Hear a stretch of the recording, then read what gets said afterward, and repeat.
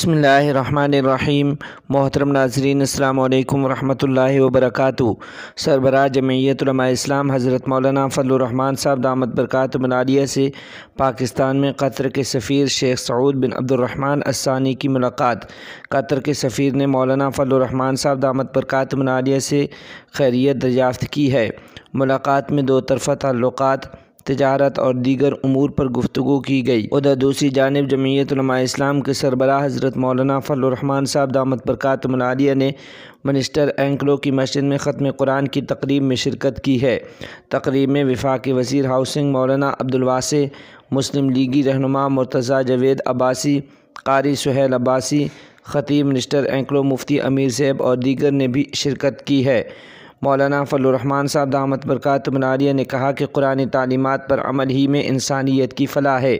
رمضان نزول قرآن اور انسانیت کی خدمت کا مہینہ ہے۔ وطن عزیز کے مسائل کا حل قرآنی نظام میں ہے۔ مولانا فضل الرحمان صاحب دامت برکاتہم العالیہ نے کہا کہ دعا ہے اللہ کریم ہمیں قرآن کریم کا حق ادا کرنے کی توفیق عطا فرمائے۔ آمین ثم آمین۔ السلام علیکم ورحمۃ اللہ وبرکاتہ۔